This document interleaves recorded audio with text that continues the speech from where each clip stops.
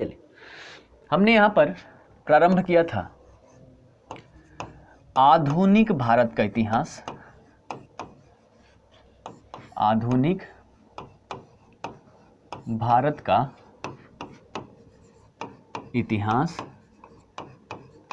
इसको हमने पढ़ने के दृष्टिकोण से आसान करने के लिए 4 विभागों में विभाजित किया था, है ना। पहला था जिसमें हमने पढ़ा यूरोपीय कंपनियों का आगमन, यह हमारा कंप्लीट हो गया, है ना, इसको हमने कंप्लीट कर लिया।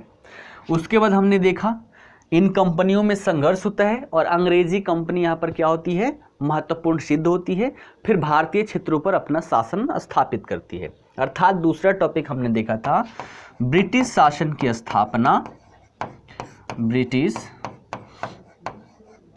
शासन की स्थापना एवं विस्तार। कैसे ब्रिटिश शासन की स्थापना होती है, कैसे विस्तार हो जाता है, कैसे कैसे विस्तार होता है, कौन कौन युद्धों के माध्यम से, ये सारी चीज़ें हमने देखा। कौन कौन सी नीति लाई जाती है, घेरे की नीति क्या थी, विलय की नीति क्या थी, सहायक संधि क्या थी, ये सब हमने इसके अंतर्गत देखा। आज हम प्रारंभ करने वाले हैं तीसरा टॉपिक, है ना, तीसरा सेक्शन। 2 सेक्शन हमारा कंप्लीट हो गया, यूरोपीय कंपनियों का आगमन, ब्रिटिश शासन की स्थापना एवं विस्तार। आज हम करने वाले हैं, अब इनकी स्थापना हो जाती है तो विभिन्न प्रकार की नीतियां लाई जाती है। अर्थात आज का हमारा टॉपिक है ब्रिटिश नीतियां एवं उनके प्रभाव, है ना, ब्रिटिश नीतियां एवं उनके प्रभाव। आज हमारा ये तीसरा सेक्शन है, इसको हम प्रारंभ करने वाले हैं। उसके बाद अंतिम सेक्शन हमारा बच जाएगा चौथा। ये जब नीतियां हो जाएगा उसके बाद इन सभी नीतियों के परिणाम स्वरूप कुछ भारतीय प्रतिक्रिया होती है ना, तो चौथा टॉपिक हो जाएगा भारतीय प्रतिक्रिया। और भारतीय प्रतिक्रिया के रूप में हमने क्या देखा था, विद्रोह एवं आंदोलन, विद्रोह एवं आंदोलन। ठीक है, क्लियर है बात। तो हमने कितना कर लिया, अगर हम देखें तो इसमें ये टॉपिक हमारा हो गया, ब्रिटिश शासन की स्थापना एवं विस्तार हो गया। आज हम करने वाले हैं तीसरा सेक्शन, ब्रिटिश नीतियां एवं उनके प्रभाव। तो तैयार हैं आप सब, स्टार्ट करें। 2 में मजा आया कि नहीं आया? हर एक चीज़ का मैंने माइंड में पिक्चर तक बनवा दिया है, हर एक युद्ध को मैंने माइंड में पिक्चर तक बनवा दिया है। अगर आप 1-2 बार रिकॉल कर लेते हैं तो फिर जीवन में कभी नहीं भूलेंगे। चलिए अब स्टार्ट करते हैं, ब्रिटिश नीतियां एवं उनके प्रभाव, है ना, ब्रिटिश नीतियां एवं उनके प्रभाव। चलिए, तो आज का टॉपिक डाल लीजिए, ब्रिटिश नीतियां एवं उनके प्रभाव। ठीक, ये हमारा क्या है, सेक्शन 3, ब्रिटिश नीतियां एवं उनके प्रभाव। पेन को थोड़ा सा मोटा कर लेता हूं। ठीक है, ब्रिटिश नीतियां एवं उनके प्रभाव। नीतियों में हम बात करें तो आज हम 2 नीतियों को देखेंगे। सबसे पहला भू राजस्व नीति और दूसरा देखेंगे शिक्षा नीति। अर्थात 2 टॉपिक हमारा इस सेक्शन से 2 टॉपिक आज कंप्लीट होने वाला है। सबसे पहला भू राजस्व नीति और दूसरा हम यहां पर देखेंगे शिक्षा नीति। ठीक है, सबसे पहले भू राजस्व नीति क्यों यहां पर करवा रहा हूं, आप सभी को पता है। ब्रिटिश कंपनी, है ना, इसका मुख्य उद्देश्य क्या था, ज़्यादा से ज़्यादा लाभ का अर्जन करना। और हमने देखा था प्रारंभिक दौर में कि 1764 का युद्ध होता है जिसमें अंग्रेज भारत के 3 बड़ी शक्तियों को पराजित करते हैं। पराजय के परिणाम स्वरूप 1765 में अगस्त महीने में 12 और 16 2 दिन क्या होता है, एक संधि होती है जिसको इलाहाबाद के संधि के नाम से जाना गया। और इस संधि के माध्यम से बंगाल, बिहार, उड़ीसा, इन तीनों का दीवानी अधिकार अंग्रेजों को प्राप्त हो जाता है। अर्थात इन क्षेत्रों से अब राजस्व वसूली कौन कर सकता है? अंग्रेज कर सकते हैं। साथ ही साथ जो प्रशासन का प्रभार था वो अभी भी निजाम के हाथों में रखा गया, शासक के हाथों में रखा गया। अर्थात यहाँ पर शासन व्यवस्था दो स्तरों पर चलने लग गई, एक राजस्व वसूली वाला और दूसरा प्रशासन वाला। इसलिए इस समय काल को हमने क्या नाम दिया? द्वैध शासन का नाम दिया। ठीक है, कब से कब तक चलता है? तो ये 1872 तक, 1765 से 1872 तक चलता है। अब यहां पर हमने देखा कि इलाहाबाद की संधि हुई और इलाहाबाद के संधि के माध्यम से दीवानी अधिकार अंग्रेजों को प्राप्त हो गया। अब उनका मुख्य ध्येय क्या है? ज्यादा से ज्यादा लाभ का अर्जन करना, और ज्यादा से ज्यादा लाभ अर्जन करने के लिए इन्होंने भू राजस्व पद्धति के अंतर्गत विभिन्न प्रकार के यहां पर भू राजस्व पद्धति ये लेके आए, है ना, भू राजस्व वसूली के लिए। उसकी चर्चा हम आज की कक्षा में करने वाले हैं। क्लियर है बात? हर एक चीज को समझते हुए चलना है। इसको भी आशा करूंगा कि आपके दिमाग में फिट कर दूं, है ना। एक एक सिचुएशन को दिमाग में इमेजिन करते हुए चलना है। इमेजिन मैं करवा रहा हूं, ठीक है। देखिएगा, हम देखें तो कब 1765 से इनको राजस्व का अधिकार प्राप्त हो जाता है। 1765 से राजस्व का अधिकार प्राप्त हो जाता है। अभी ये प्रारंभिक दौर है, अभी ये क्या है? न्यू बॉर्न बेबी है, लाल लाल बच्चा अभी हाथ में पैदा हुआ है, ठीक है। तो इन्होंने शुरुआती दौर में सोचा कि अभी तो हम आए हैं, भारतीय जितने भी प्रक्रिया पहले से चलती आ रही है, जितनी भी पद्धति है, उससे हम अच्छे से परिचित नहीं है, है ना। तो इन्होंने क्या किया? 1765 से लेकर 1771 तक इन्होंने क्या किया कि भारत में जो पहले से ही भू राजस्व पद्धति चलती आ रही थी उसमें कोई परिवर्तन नहीं करते हैं और इसी पद्धति को लागू रखे रहते हैं। इसके माध्यम से राजस्व की वसूली करते हैं, ठीक है। तो पहला चीज क्लियर कर लीजिएगा, 1765 में अधिकार मिलने के पश्चात 1771 तक कोई परिवर्तन नहीं किया जाता। जो भारत में पहले से पद्धति लागू थी, इसी पद्धति के माध्यम से राजस्व की वसूली की जाती है। उसके बाद क्या होता है? यहां पर देखा जाए तो कंपनी का आर्थिक व्यय की पूर्ति करना था, है ना। कंपनी जो थी एक व्यापारिक कंपनी थी, धन कहां से पहले लगा हुआ था? इंग्लैंड से लगा हुआ था। तो यहां पर देखें तो इनका उद्देश्य, हम देखें क्या उद्देश्य को कैसे समझ सकते हैं। कंपनी की आर्थिक व्यय जो थी, आर्थिक व्यय हो रही थी, इसकी भी पूर्ति इनको करना था और साथ ही साथ अधिकाधिक लाभ का अर्जन करना था। यानी कि जितनी पैसे की आवश्यकता थी वो भी चाहिए इनको और ज्यादा से ज्यादा लाभ की प्राप्ति भी हो इनको। ये जो उद्देश्य थे, इन दोनों के उद्देश्य हेतु इन्होंने क्या किया कि राजस्व वसूली का अधिकार मिलते ही भारतीय कृषि व्यवस्था में हस्तक्षेप करना ये प्रारंभ कर देते हैं। 71 तक प्रारंभ नहीं करते हैं, लेकिन जो इनका उद्देश्य था ज्यादा से ज्यादा धन कमाना, ज्यादा से ज्यादा लाभ कमाना, इसलिए ये भारतीय कृषि जो यहां पर व्यवस्था थी उसमें हस्तक्षेप करना प्रारंभ कर देते हैं और यहां पर विभिन्न प्रकार की व्यवस्थाएं लागू करते हैं। क्लियर है? अब ये व्यवस्थाएं कौन कौन सी थी इसकी हम चर्चा करते हैं। तो एक एक चीज की हम बात करते हैं। सबसे पहली व्यवस्था इजारेदारी व्यवस्था। इजारेदारी व्यवस्था क्या है समझिएगा। इजारेदारी सबसे ज्यादा फोकस करना है जमींदारी व्यवस्था पर। जमींदारी व्यवस्था को समझने के लिए जब तक हम इजारेदारी व्यवस्था ना समझें, जमींदारी व्यवस्था को अच्छे से हम मैपिंग नहीं कर पाएंगे, ठीक है। तो मैपिंग करने के लिए हम यहां पर इजारेदारी व्यवस्था देख रहे हैं। देखिए घटना, वारेन हेस्टिंग आता है 1772 में, ये हम देखते आ रहे हैं, है ना। यही आता है तो नवाब के पद की समाप्ति कर देता है और द्वैध शासन इससे क्या हो जाता है? समाप्त हो जाता है। तो ये जब आता है 1772 में, तो वारेन हेस्टिंग के द्वारा यहां पर एक व्यवस्था लागू की जाती है भूमि से संबंधित, राजस्व से संबंधित, जिसे इजारेदारी व्यवस्था कहा गया, है ना। इसका उद्देश्य क्या था? तो अत्यधिक भू राजस्व वसूल करना, क्योंकि प्रारंभिक जो पद्धति थी उससे उतनी आमदनी इनको नहीं होती थी और इन्हें ज्यादा पैसे चाहिए था, ज्यादा लाभ चाहिए था। इसलिए ज्यादा लाभ हेतु इन्होंने क्या किया? एक व्यवस्था लाई जिसे कहा गया इजारेदारी व्यवस्था। क्लियर है? इसकी विशेषताएं क्या रही थी देखिएगा। विशेषताएं मतलब इजारेदारी व्यवस्था में प्रमुख बातें क्या थी? तो सबसे पहली बात, पंचवर्षीय ठेके की व्यवस्था की गई। यानी कि मान लीजिए कोई क्षेत्र है, ये क्षेत्र है ना, ये क्षेत्र है। इस क्षेत्र को राजस्व वसूली करने के लिए किसी को ठेका देना है ना, किसी व्यक्ति को क्या करना है, ठेका देना है।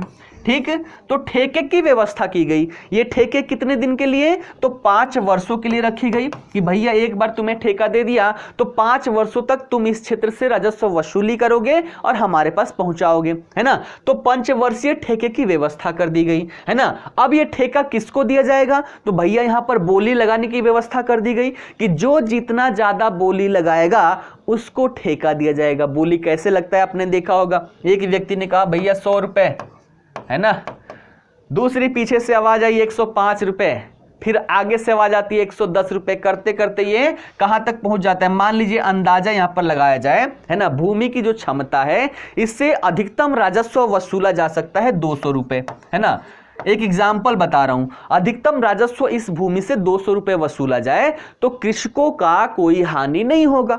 ठेकेदारी व्यवस्था है, इसमें बोली लगाने की व्यवस्था लगा दी गई। अब यहां पर क्या हो रहा है, इसका मूल्य बढ़ते जा रहा है, बढ़ते बढ़ते ये कहां, मान लीजिए 300 रुपए पहुंच गए, ज्यादा नहीं पहुंचा रहा हूं, ज्यादा पहुंचता है हम देखेंगे। तो 300 रुपए तक पहुंच गए, इसके ऊपर बजाया जा रहा है भैया 300 300 300, कोई और है, कोई और है, कोई आवाज नहीं आई तो मोहर लगा दिया गया, ठप्पा लगा दिया गया, भैया ये जो क्षेत्र है आपके ठेके में आ जाती है, अब वसूल कीजिए। जहां से 200 रुपए की अधिकतम वसूली की जाए, परिणामतः कृषकों का यहां पर शोषण ना हो। 300 रुपए में तो इसने ठेका ले लिया, अब क्या ये 200 रुपए ही वसूल करेगा, कतई नहीं। ये 300 रुपए दिया है तो 600-700 रुपए ये वसूल करेगा, तभी तो इसको लाभ होगी। और इससे क्या होगा, कृषकों का शोषण होगा। तो यहीं से देखा जाए जो इनके द्वारा व्यवस्थाएं लाई गई, यहीं से शोषण प्रारंभ हो जाता है। तो इजारेदारी व्यवस्था समझ में आ गई, क्या था उद्देश्य, क्या था, अत्यधिक भू राजस्व वसूल करना। इसमें विशेषता क्या रही, 5 वर्षीय ठेके की व्यवस्था कर दी गई और जो सबसे ज्यादा बोली लगाता था उस व्यक्ति को इस क्षेत्र का ठेका दे दिया जाता था। ठीक है, ऐसी व्यवस्था यहां पर लागू हो गई, है ना। ये व्यवस्था जो लागू हुई 5 वर्ष के लिए थी। 5 वर्ष के बाद अंग्रेजों ने देखा कि इस व्यवस्था से हमें कोई लाभ नहीं हो रहा है, वसूली में अस्थिरता देखने को मिल रही है। कारण क्या रहा कि यहां पर ठेका दे दिया गया, किसी वर्ष उत्पादन ज्यादा हुआ तो ज्यादा वसूली हो गई, किसी वर्ष उत्पादन कम हुआ तो उत्पादन कम, यहां पर राजस्व कम वसूली हुई। इससे क्या हुआ कि वसूली में बार बार इनको अस्थिरता देखने को मिली और ठेका कितने दिन के लिए, 5 वर्ष के लिए दिया जा रहा है। तो इस वजह से कंपनी को ज्यादा लाभ नहीं हुआ, कभी ज्यादा कमाई हुई कभी कमाई हुई ही नहीं, तो इससे कोई लाभ नहीं हुआ। तो इन्होंने क्या किया, यहां पर मॉडल ही चेंज कर दिया, कहा कि भैया 5 वर्ष में ठेका दे रहे हैं और हर वर्ष यहां पर देखा जा रहा है तो वसूली में परिवर्तन देखने को मिल रहा है। इसलिए जब हर वर्ष परिवर्तन देखने को मिल रहा है तो ठेका को हम क्यों ना हर वर्ष के लिए दे दिया जाए। तो पहले जो ठेका 5 वर्ष के लिए दिया जाता था, अब क्या कर दिया गया, 1 वर्ष के लिए ठेके को दिया जाने लगा। अर्थात 1777 से क्या किया गया, ठेके की अवधि को 1 वर्ष के लिए कर दिया गया। यह भी क्या रहा, असफल रहा। पहले यहां पर जितनी अस्थिरता थी उससे घटिया प्रकार की तो ये रही, देखिएगा कैसे। 5 वर्ष के लिए ठेका किसी को मिल गया तो उस व्यक्ति को पता है कि 5 वर्ष तक इस भूमि पर मेरा अधिकार है ना। अब यहां पर ज्यादा से ज्यादा उत्पादन हो तो ज्यादा उत्पादन के लिए क्या हो, मैं यहां पर सिंचाई व्यवस्था थोड़ा सा अच्छा कर दूं, है ना, जुताई की व्यवस्था अच्छा कर दूं, उत्पादन ज्यादा होगा तो मुझे राजस्व की वसूली ज्यादा होगी। ये 5 वर्ष वाले की सोच है। लेकिन यही 5 वर्ष के स्थान पे 1 वर्ष के लिए ठेका दिया जाने लगा तो प्रति वर्ष यहां पर बोली लगने लग गई। अब जो व्यक्ति यहां पर ठेका प्राप्त किया, अब उसके माइंड में क्या सोच आएगा, उसकी सोच ही बदल जाएगी कि भैया 1 साल बाद क्या गारंटी है कि मेरे पास भूमि रहेगा या नहीं रहेगा, तो 1 वर्ष बाद मेरे पास रहने ही नहीं वाला है। तो ऐसी स्थिति में मुझे क्या करना चाहिए कि यहां पर उत्पादकता पर हम कुछ विशेष ध्यान नहीं देंगे, सिंचाई व्यवस्था हो या ना हो, कुछ भी हो या ना हो, मुझे तो बस राजस्व वसूली करके जो ठेके में हमने पैसे लगाए हैं उससे दोगुना तिगुना हमें कमाना है। तो ऐसी स्थिति में क्या हुआ कि राजस्व वसूली बड़े स्तर पर की गई, परिणामतः कृषकों का शोषण यहां पर हुआ, है ना। तो यहां पर देखा जाए तो और ही ज्यादा अस्थिरता यहाँ पर देखने को मिली। तो एक वर्ष के लिए जो कर दिया गया ये भी क्या रहा, असफल रहा। कारण क्या रहा कि भू राजस्व की दर व वसूली की राशि में जो मात्रा हुआ करती थी इसमें प्रति वर्ष परिवर्तन होते रहता था। ठीक है, रिजल्ट क्या रहा कि कंपनी को फिर से आय में अनिश्चितता देखने को मिली, आय में अनिश्चितता देखने को मिली और किसानों से अत्यधिक भू राजस्व वसूली गई, किसानों का शोषण किया गया। तो ये था हमारा इजारेदारी व्यवस्था। समझ में आया, माइंड में बन गया ना मैप। देखिएगा फिर से बताता हूं। अंग्रेजी एक कंपनी थी, है ना, इनका मुख्य उद्देश्य था ज्यादा से ज्यादा लाभ कमाना। ज्यादा से ज्यादा लाभ कमाने के लिए जब राजस्व वसूली का अधिकार इनके हाथों में आ गया तो प्रारंभिक दौर में 1765 से 71 तक जो भारतीय व्यवस्था थी पहले से वही व्यवस्था को लागू रखते हैं। लेकिन जब वारेन हेस्टिंग यहां पर आता है कब, 1772 में, तो यहां पर एक नई व्यवस्था लाई जाती है कि आमदनी बढ़ाया जाए कंपनी की, और वो व्यवस्था कौन थी, इजारेदारी व्यवस्था कहलाई। इस व्यवस्था में क्या किया गया कि पंचवर्षीय ठेके की व्यवस्था की गई और जो सबसे ज्यादा ठेका में बोली लगाता था उसको ठेका दे दिया जाता था, है ना। तो इससे भी कंपनी को उतना लाभ प्राप्त नहीं हुआ। परिणामतः देखा गया यहां पर कि हर वर्ष किसी वर्ष ज्यादा वसूली हो रहा है, किसी वर्ष कम वसूली हो रहा है। तो इन्होंने क्या किया कि ठेके को एक वर्ष के लिए कर दिया। इससे और भी यहां पर लॉस हुआ, किसानों का बड़े स्तर पर शोषण हुआ। ठीक है, और कंपनी को प्रॉफिट भी नहीं हुआ। यह था हमारा इजारेदारी व्यवस्था। ठीक है, चलिए जो मैंने बताया वही चीज यहां पर देखने को मिला और इसी का रिजल्ट क्या हुआ कि किसान धीरे धीरे करके कंगाल हो गए। तो बंगाल के किसान कंगाल होते चले गए। बंगाल में ये सारे बंगाल, बिहार, उड़ीसा सभी। क्लियर है। चलिए अब बात करते हैं हम अस्थाई बंदोबस्त की, है ना। अब बात करते हैं अस्थाई बंदोबस्त की। ये देखिए तो अस्थाई बंदोबस्त नहीं है। कारण क्या रहा कि ठेके के माध्यम से कभी ठेकेदार कोई और है, कभी ठेकेदार कोई और है, अर्थात ये अस्थाई बंदोबस्त नहीं है। अब बात की जा रही है यहां पर अस्थाई बंदोबस्त की। देखिएगा 1786 में लॉर्ड कॉर्नवालिस गवर्नर जनरल के रूप में भारत आता है। कब आता है, 1786 में। आते ही सबसे पहले कंपनी की जो राजस्व व्यवस्था थी ये यहां पे अस्त व्यस्त थी। ये देखता है ना कि राजस्व व्यवस्था जो यहां पर लाया गया है कंपनी के द्वारा ये बहुत ही अस्त व्यस्त है।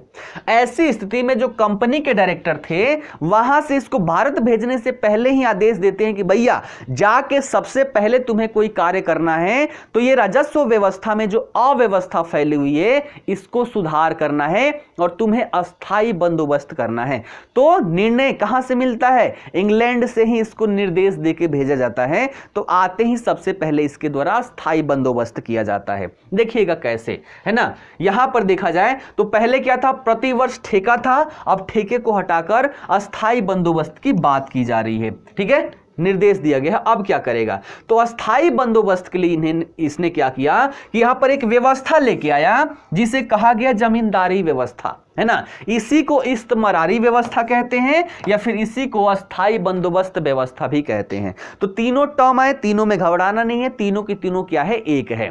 जमींदारी व्यवस्था, इस्तमरारी व्यवस्था, अस्थाई बंदोबस्त व्यवस्था, तीनों ही एक है। इसको अच्छे से समझना है।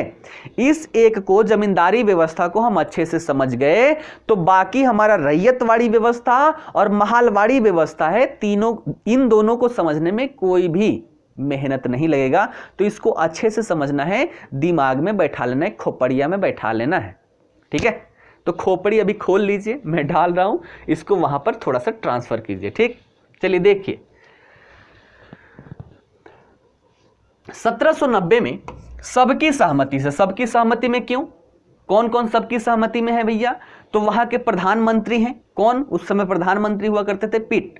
साथ ही साथ बोर्ड ऑफ कोर्ट, यहां पर बोर्ड ऑफ कोर्ट जो थी उसकी सभापति जो थे कौन से थे, डंडास, है ना। और कंपनी के बहुत सारे डायरेक्टर्स थे।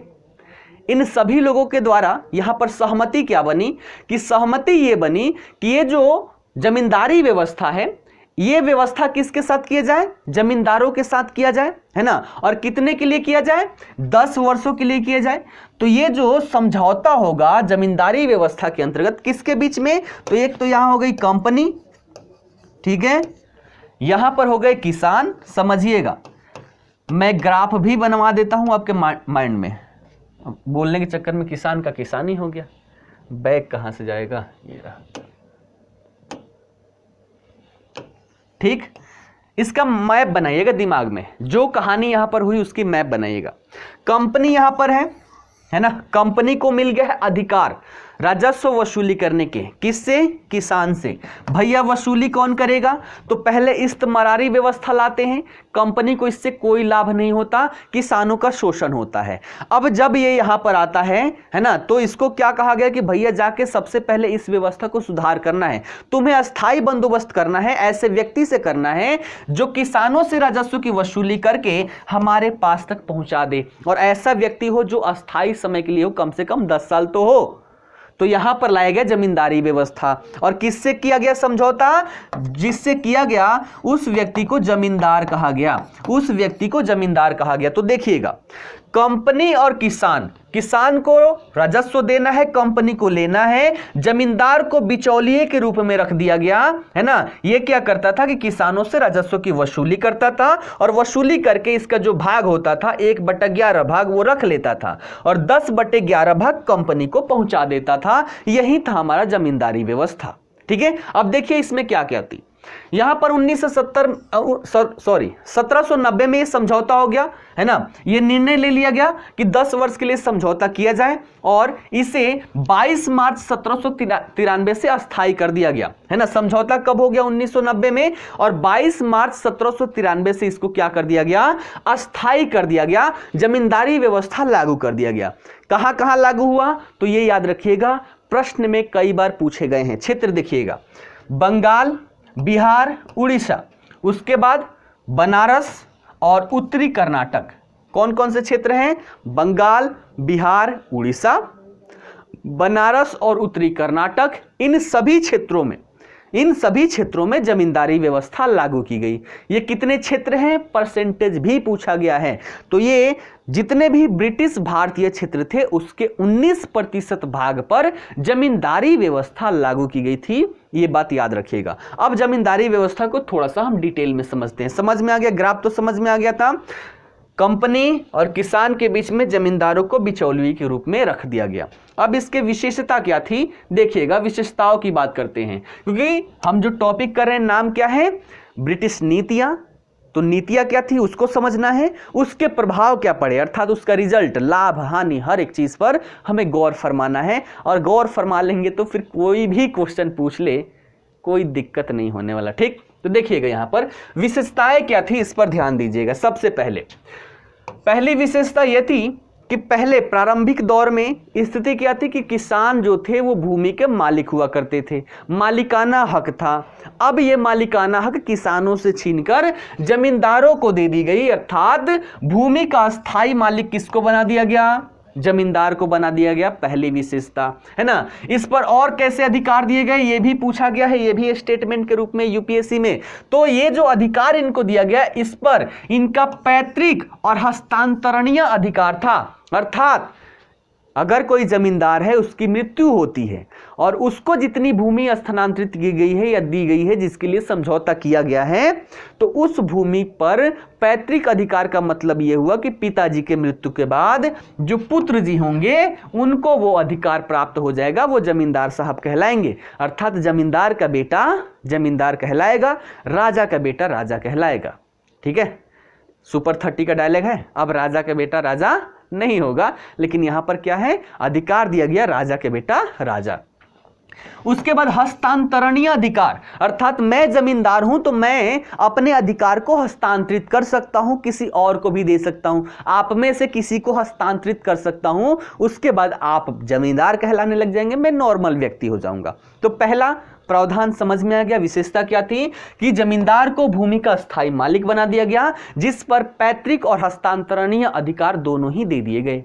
क्लियर है ये बात। अगली विशेषता देखिएगा, जमींदारों से लगान तय कर दिए गए, फिक्स कर दिए, है ना। जमींदारों से लगान तय कर दिए गए और जितनी लगान तय हुई अगर उससे अत्यधिक वसूली कर ली जाती है तो ऐसी स्थिति में जितना ज्यादा वसूली किया जा रहा है वो जमींदारों को रखने का अधिकार था। अब मान लीजिए यहां पर 1 बीघा खेत है, 1 बीघा खेत में हमने अंदाजा लगाया कि यहां से 200 रुपए की वसूली की जा सकती है है ना, वर्ष भर में 200 रुपए की वसूली की जा सकती है। ये क्या हो गया, फिक्स हो गया, है ना। अब इसमें से क्या करना है, तो इसमें भाग था, 11 भागों में विभाजित कर देना था, और एक भाग 11 भाग में से एक भाग जमींदार अपना वसूली के लिए रख लेता था, है ना, उसका भाग बनता था, और 10/11 भाग कंपनी को भेज देता था।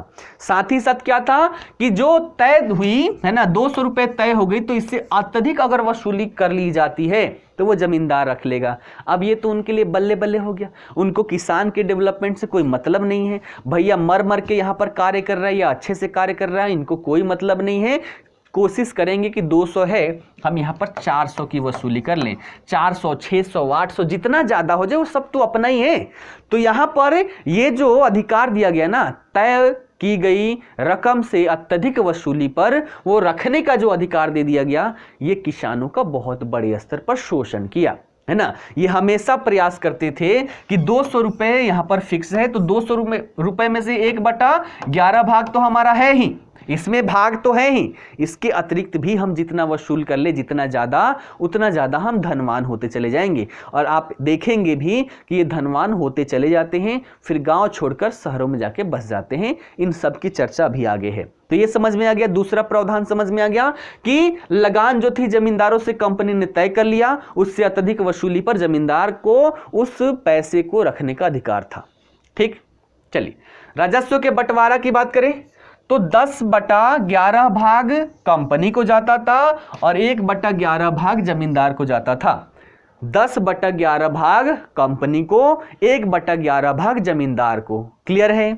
उसके बाद देखिएगा अगली विशेषता, भू राजस्व की राशि निश्चित तारीख तक जमा नहीं करने की स्थिति में उस जमींदार से जमींदारी छीन ली जाती थी, उसकी जमींदारी नीलाम कर देती थी। ये शोषण का दूसरा कारण है ना, शोषण का दूसरा कारण, अत्याचार का दूसरा कारण।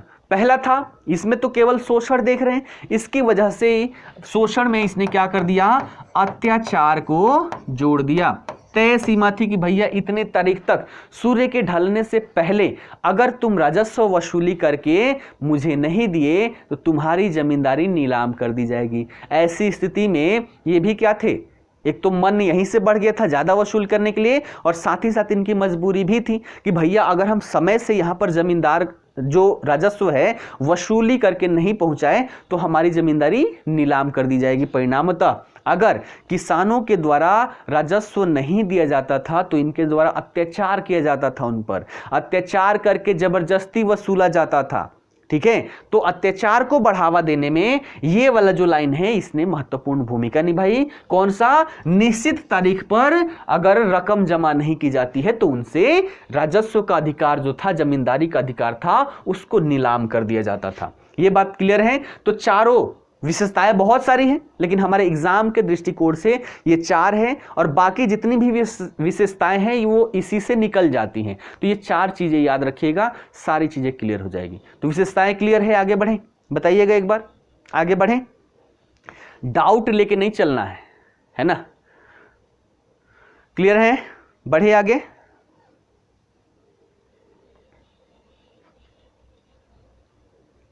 चलिए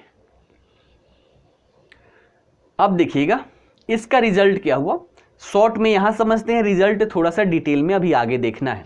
सबसे पहले इससे क्या हुआ, कंपनी की आय में उल्लेखनीय वृद्धि हुई, अर्थात इजारेदारी व्यवस्था में जो इनकी आय थी फिक्स नहीं थी, कभी ज्यादा आती थी कभी कम आती थी, तो वो अपना बजट नहीं बना पाते थे। मान लीजिए आप ही हैं, घर से बाहर रह के कहीं पढ़ाई कर रहे हैं, घर से पैसे आने हैं, अगर फिक्स हो कि हर महीने 10,000 रुपये घर से आने हो तो इसके हिसाब से आप अपना बजट बना लेते हैं, है ना, कि इतने रुपए रूम रेंट दे देना है, इतने खाने पर खर्चे कर लेने, इतने बचा लेने हैं। और बचाया किस लिए जाता है, बचाया इसलिए जाता है कि भविष्य में कुछ योजना हो खरीदने की। मान लीजिए इतने में आप सक्षम हैं, 2,000 रुपये हर महीने आप बचा ले रहे हैं, इसी 10,000 रुपये में से आपको 12,000 का फोन खरीदना है, तो 6 महीने, है ना, 6 महीने बचाने पड़ेंगे। अर्थात आपने एक योजना बना लिया कि 6 महीने मैंने 2-2 हज़ार रुपये बचाऊंगा और इससे एक फोन खरीद लूंगा। तो ऐसी स्थिति में जो पहले इनका आय निश्चित नहीं था, कभी कम आता था कभी ज्यादा आता था, यहीं पर मान लीजिए 10,000 फिक्स नहीं है, किसी महीने आपके मान लीजिए किसी महीने 8,000 रुपए आ गए, है ना, किसी महीने 8,000 रुपए आ गए, इस महीने क्या हो गया, आपका बजट गड़बड़ा गया। 6 महीने जो आपका टारगेट था 2,000 बचता था, अब बच ही नहीं पाएगा, अर्थात आपके पास क्या हो जाएगा, 7 महीने ये समय जो है बढ़ते जाएगा, अर्थात बजट आप नहीं बना पाएंगे। तो इससे क्या हुआ कि कंपनी की आय में उल्लेखनीय वृद्धि हुई, जो कमी बेसी हुआ करती थी वो फिक्स हो गई थी यहां पर, क्योंकि नियत यहां पर हो गया। साथ ही साथ यहां पर क्या हुआ, किसानों का बड़े स्तर पर शोषण किया गया, है ना, किसानों का बड़े स्तर पर शोषण किया गया। और ऐसी स्थिति में यह भी हुआ करता था कि अगर कोई लगान नहीं चुका पाता था, ऐसी स्थिति में उसके जमीन को नीलाम कर दिया जाता था। नीलामी से बचने के लिए कृषक जो थे वो साहूकारों के पास जाते थे, साहूकारों से उच्च ब्याज दर पे ऋण लेते थे और फिर उसको चुका पाने में वो सक्षम नहीं होते थे। ऐसी स्थिति में अंततः उनके जमीन नीलाम कर लिए जाते थे। साथ ही साथ वसूली के लिए तरह तरह के प्रताड़ना दिया जाता था, है ना, उनकी घर की जो महिलाएं थे उनके लिए अपशब्द बोला जाता था। तो देखा जाए अंततः किसानों का शोषण हुआ और किसान जो थे वो ऋण जाल में फंसते चले गए। यही कारण रहता है कि कृषक आंदोलन आगे आपको देखने को मिलता है। तो ये सभी पृष्ठभूमि बना रहे हैं अंग्रेज पृष्ठभूमि बना रहे हैं कि भैया आगे जो आंदोलन होने वाला है ना, मैं ये सारी चीजें सिचुएशन उत्पन्न ना करूं तो आंदोलन कहां से होगा। तो ये पृष्ठभूमि बना रहे हैं। क्लियर है यहां तक? चलिए, जमीन पर अधिकार ब्रिटिश को कैसे मिल गया, अभी अभी तो हम पढ़े इलाहाबाद की संधि के माध्यम से क्या हुआ, जो अधिकार राजा के पास हुआ करता था वो अधिकार अब कंपनी के पास चला गया, सभी पर अधिकार कंपनी का हो गया, है ना। तो ये कहानी क्या हो गई, वही वाली की कैसे कहते गांव में कि रामायण खत्म हो गया, सीता जी का विवाह पता ही नहीं चला कब। हंसने के लिए बोल रहा हूं, डाउट थी तो आप पूछ लिए, अच्छी बात है, ठीक है। हंसने के लिए कभी कभी कुछ बोल लेना चाहिए, मजा आते रहता है। ठीक, यहां तक क्लियर है ना, आगे बढ़े। चलिए, सारी चीजें हो गई, यहां तक आए थे। अब देखिएगा ये बंदोबस्त आखिर यहां पर लाया क्यों गया, इसकी बात देख लीजिएगा। मुख्य परीक्षा में यह हमारा मतलब रोल अदा करेगा। देखिएगा अस्थाई बंदोबस्त लाने का उद्देश्य क्या रहा, देखिएगा यहां पर सबसे पहला उद्देश्य हम देखें, इंग्लैंड के जैसे भारत में एक जमींदारों का वर्ग तैयार करना, क्योंकि ब्रिटिश यहां पर कंपनी थी, है ना, भारतीय लोगों का सपोर्ट चाहिए था और सपोर्टिंग के लिए एक भारत में ये ऐसा वर्ग निर्माण करना चाहती थी जो किसी भी सिचुएशन में अंग्रेजी कंपनी के साथ खड़े रहे।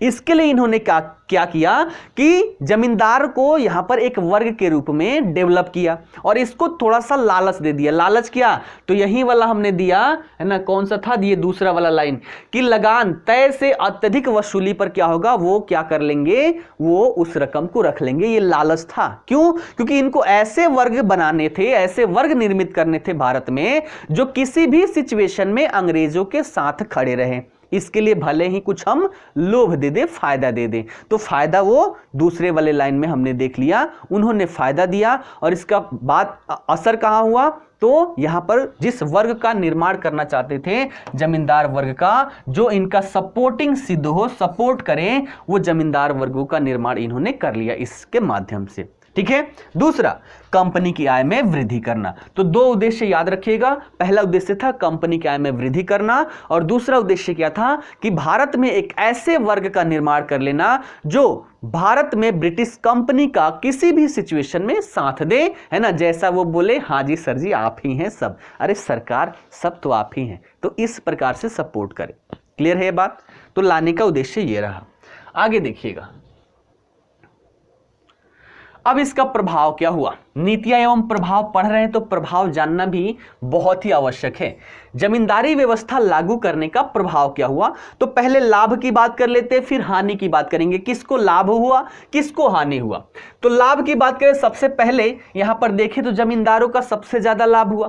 पहले जो जमीन का मालिक कृषक हुआ करता था, अब जमीन का मालिक किसको बना दिया गया, जमींदार को बना दिया गया, है ना। साथ ही साथ इसको अत्यधिक लाभ की प्राप्ति हुई, कंपनी से भी ज्यादा आमदनी इनकी हो गई, क्योंकि कंपनी का तो फिक्स था भैया, जितना वसूली होगी उसका 10/11 भाग ही मिलना है। लेकिन इनका क्या था, फिक्स नहीं था, एक तो फिक्स था, 1/11 भाग उनका होना ही होना है, और जो प्लस में ये वसूली करते थे वो इनके पास ही रह जाता था।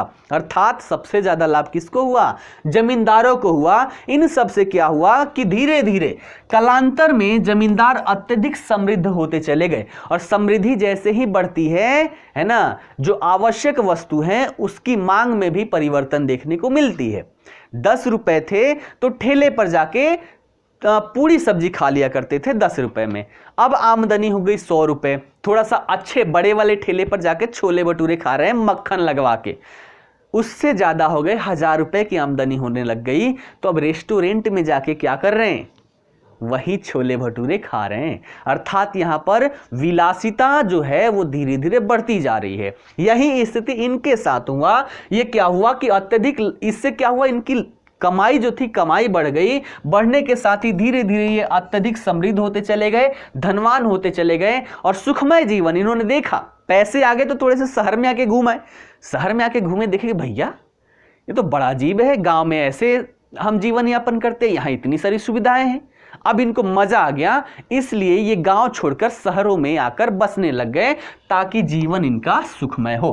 ठीक है, तो ऐसे इनका स्थानांतरण गांवों से शहरों में हो गया। किसकी बदौलत हुआ, तो किसानों का शोषण करके, उनके पसीने को ये मार मार के, है ना, अपनी जेबें गर्म करके शहर में आके बस गए। क्लियर है बात।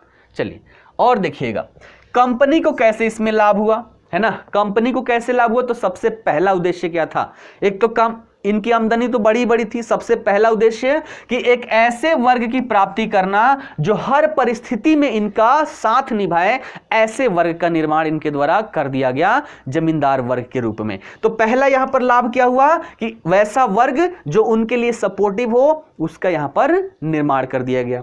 उसके बाद सरकार की आय में अत्यधिक वृद्धि हुई, पहले जो यहां पर नहीं था वो यहां पर अब देखने को मिला, अत्यधिक वृद्धि हो गई। इसमें जो राजस्व था वो नियत कर दिया गया था, अर्थात इनकी आय निश्चित हो गई थी। अब आय निश्चित हो गई यानी कि घर से 10,000 रुपये पता चल गया कि हर महीने किसी भी सिचुएशन में 10,000 आने हैं, तो अब फोन खरीदने के लिए हम सोच सकते हैं कि 2-2 हज़ार रुपये 6 महीने बचाएंगे तो फोन हम खरीद लेंगे। अर्थात आय इनकी निश्चित हो गई, तो ये अपने बजट बनाने में सक्षम हो गए, बजट बनाने में सक्षम हो गए। क्लियर है, ये इनको लाभ हुआ। साथ ही साथ पहले क्या था कि कंपनी के जो कर्मचारी थे वो राजस्व वसूली में लगे रहते थे, है ना। कंपनी का कर्मचारी जितना भी था, जिम्मेदारी क्या था कि व्यापारिक कंपनी थी, अर्थात व्यापार वाणिज्य के डेवलपमेंट के बारे में सोचे, ये इनका जिम्मेदारी बनता था। लेकिन इनको अलग से कार्य क्या लगा दिया गया कि भैया किसानों के पास जाओ और राजस्व वसूली करके लाओ। लेकिन जमींदार वर्ग जब यहां पर निर्मित हो गए बिचौलिए के रूप में, तो अब राजस्व वसूली करने का जो कार्य था कर्मचारियों के पास, इस कर्मचारी इस कार्य से मुक्त हो गए।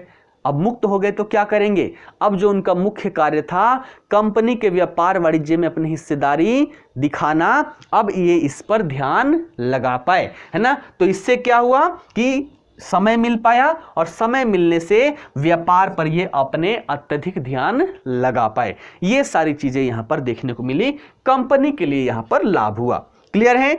अब देखिएगा राजस्व निश्चित थी इसमें, है ना। जमींदारी व्यवस्था की बात करें तो राजस्व इसमें निश्चित थी। जमींदार कृषि उत्पादन वृद्धि में रुचि लेने लगे इसमें, है ना। कैसे, तो यहां पर क्या था देखिएगा, फिक्स थी। अभी हमने देखा हर चीज के फायदे होते हैं तो हर चीज के नुकसान होते हैं, हर चीज के नुकसान होते हैं तो हर चीज के फायदे होते हैं। देखिएगा यहां पर फायदे कैसे हुआ, देखिएगा जमींदार यहां पर क्या था, राजस्व फिक्स थी, है ना, राजस्व फिक्स कर दी गई। और दूसरी बात हमने क्या देखा, जो प्लस में यहां पर इनकम होता है उस पर क्या होगा, जमींदारों का अधिकार होगा, है ना। तो ऐसी स्थिति में ये क्या करेंगे कि भैया यहां पर क्या करेंगे कि इस क्षेत्र से मान लीजिए राजस्व पहले 10 रुपए का प्राप्त होता था, अब मान लीजिए यहां पर हम क्या करें, अब ये सोचेगा ना कि हम कैसे इसके आमदनी में वृद्धि करवाएं ताकि ये 10 की जगह पे 100 हो जाए।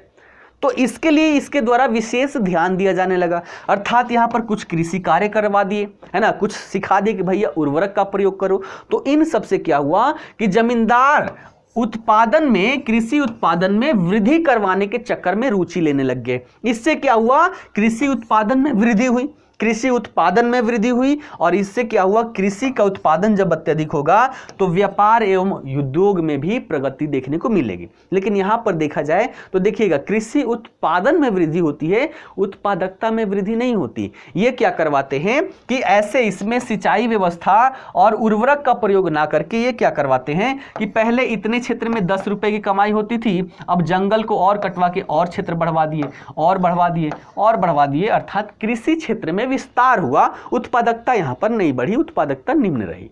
क्लियर है बातें, ये समझ में आ गई, लाभ समझ में आ गया। दो को ही लाभ हुआ, किसको, एक तो जमींदार को और दूसरे कंपनी को। जमींदार यहां पर विलासिता का जीवन व्यतीत करने लगे और वैसे जीवन की प्राप्ति हेतु गांव छोड़कर शहर में बस गए।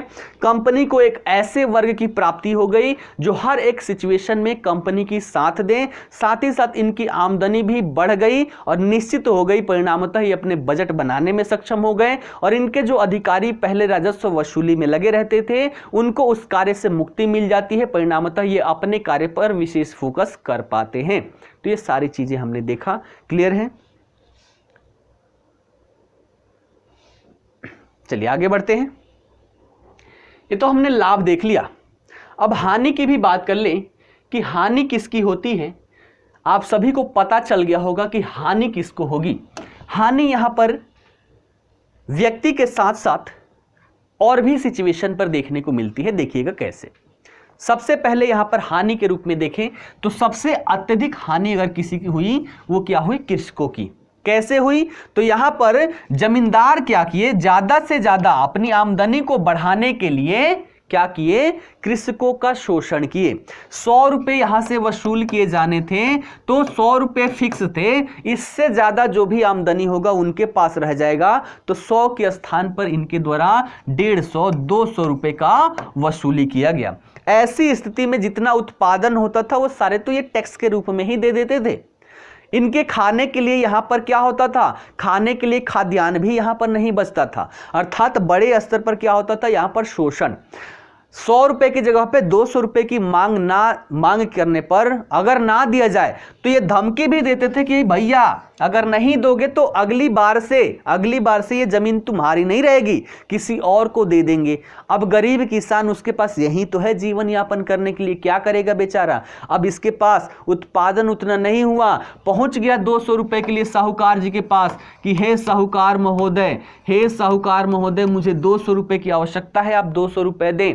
तो इसके द्वारा इस पर उच्च ब्याज दर ली गई, बड़े स्तर पर ब्याज दर ली गई। इतनी ब्याज दर कि देखा जाए तो 3 से 4 महीने में वो रकम डबल हो जाता है। गांवों में आज भी देखें ना, आज भी वहां पर शुद्धि पर पैसे चलाए जाते हैं और शुद्धि जो बैंक जहां 1 वर्ष में अपना ब्याज दर लगाती है वहीं गांवों में हर महीने ब्याज दर लगाई जाती है। अब देखिएगा कैसे। मान लीजिए वहां पर मैक्सिमम देखा जाए तो 7 रुपए है ना, 7 रुपए, कई लोग 10 रुपए भी लेते, पहले लेते थे, अब लोग थोड़े से नहीं लेते। तो 7 रुपए प्रति महीने लिया जा रहा है ना, 7 रुपए प्रति महीने। अब मान लीजिए कोई व्यक्ति 100 रुपए लेता है ना, 100 रुपए किसी व्यक्ति से सूदी पर लेता है गांव में, हर महीने इसमें 7% की वृद्धि होनी है। अर्थात पूरे 1 वर्ष में देखें तो 84% की वृद्धि हो जाएगी। अर्थात 1 साल बाद अगर ये पैसे देता है तो 184 रुपए देगा। अर्थात आप देख रहे होंगे 1 साल से थोड़ा ही हम अधिक बढ़ जाएं तो रकम क्या हो जा रही है, डबल हो जा रही है। यही सिचुएशन यहां पर भी देखने को मिलता है। साहूकार जो थे उच्च ब्याज दर पर इनको रकम देते हैं और वो 200%, 300% तक अधिक हो जाया करता था। ऐसी सिचुएशन में जो किसान पहले केवल 200 रुपए चुकाने में सक्षम नहीं हुआ करता था, वो 500-600 कहां से चुकाएगा। ऐसी स्थिति में साहूकारों के द्वारा है ना, साहूकार और जमींदार दोनों मिलकर वसूली के लिए इनको प्रताड़ित करते थे, मारते थे, पीटते थे, साथ में बेगार कार्य भी करवाते थे। बेगार का मतलब कि बिना मजदूरी दिए कार्य करवाना है ना। तो ऐसे ऐसे कार्य यहां पर करवाए गए जिसकी वजह से किसानों का बड़े स्तर पर शोषण हुआ। धीरे धीरे ऋण जाल में फंसते चले गए, अपने जमीनों से हाथ खो दिए। है ना, जमीन इनके हाथों से चली गई और ये धीरे धीरे आगे जाकर आपको कृषक आंदोलन के रूप में दिखेगा।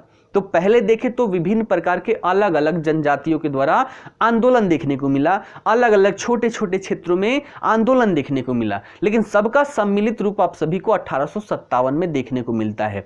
इतना देखा जाए तो इनकी जो नीतियां थी हर एक क्षेत्र के लोगों को प्रभावित किया था, हर एक वर्ग का शोषण किया था, सभी वर्ग के लोगों में एक ज्वाला सी थी, बस उनको लग रहा था कि बस उस ज्वाला में कोई चिंगारी लगा दे ताकि वो ब्लास्ट कर जाए। और ये चीज आपको कहां देखने को मिलता है? मंगल पांडे के द्वारा, ठीक है, चिंगारी लगाई जाती है और बड़े स्तर पर विद्रोह देखने को मिलता है। ठीक है, तो हमने समझ लिया सबसे बड़ी हानि किसको हुई? कृषकों को हुई, है ना।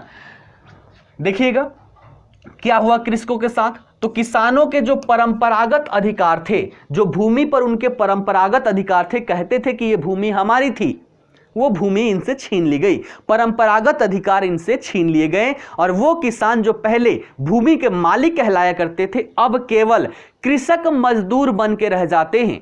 भूमि मालिक से कृषक मजदूर, है ना। मान लीजिए आपने एक बड़ी अच्छी गाड़ी खरीदी है ना, 1-2 करोड़ की गाड़ी आपने खरीद ली, एकदम मालिक हैं, आराम से बैठ के पीछे चल रहे हैं। रातों रात ऐसा सिचुएशन हो जाए कि आपसे कहा जाए कि ये गाड़ी आपकी नहीं रही, ये गाड़ी किसी और की हो गई है और आप यहां पर बस ड्राइवर हैं। अब ये सिचुएशन सोच के देखिए कि जिस गाड़ी पर आपका मालिकाना हक था, जहां इच्छा थी वहां अपने मर्जी से जाते थे, अब उस गाड़ी का केवल आप ड्राइवर रह चुके हैं, गाड़ी किसी और की हो चुकी है, पीछे कोई और बैठा हुआ है। यही सिचुएशन किसानों के साथ अंग्रेजों की इन नीतियों की वजह से हो गई थी। क्लियर है? अब देखिए आगे क्या हुआ। जमींदारों के द्वारा बड़े स्तर पर अत्याचार और शोषण किया गया, ये वाली सिचुएशन जो मैंने बताया, है ना। अत्याचार व शोषण किया गया, वसूली के लिए, अत्याचार के लिए कारण क्या था? वहीं नियत तारीख के सूर्यास्त से पहले अगर रकम की जमा नहीं करते हैं आप, तो ऐसी स्थिति में जमींदारी आपकी बेच दी जाएगी। यही कारण रहता है कि अत्याचार बड़े स्तर पर किया जाता है, मारा जाता है, पीटा जाता है। भैया कहीं से लाके दो, लेकिन हमें पैसे चाहिए तो चाहिए। तो ये अपनी जमींदारी बचाने के लिए कृषकों पर बड़े स्तर पर अत्याचार किए। उसके बाद देखिए किसान दिन प्रतिदिन निर्धन होते चले गए। कारण क्या रहा कि यहां पर उत्पादन कुछ हो ही नहीं रहा, उत्पादन जितना हो रहा है उससे ज्यादा तो टैक्स दे रहे हैं। इसकी वजह से किसान दिन प्रतिदिन निर्धन होते चले गए।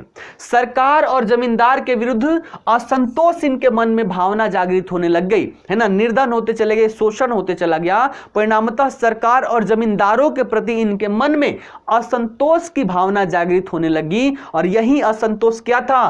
कृषक आंदोलन की पृष्ठभूमि तैयार कर रही थी। और यही आगे जाकर आपको कृषक आंदोलन के रूप में देखने को मिलेगा। उसके बाद देखिए और क्या हुआ और ये कहां प्रभाव डाला। तो जो ये अस्थाई बंदोबस्त थी जो लाई गई, इस अस्थाई बंदोबस्त ने राष्ट्रीय स्वतंत्रता संघर्ष को भी हानि पहुंचाया था, उस पर भी अपना प्रभाव डाला था। कैसे?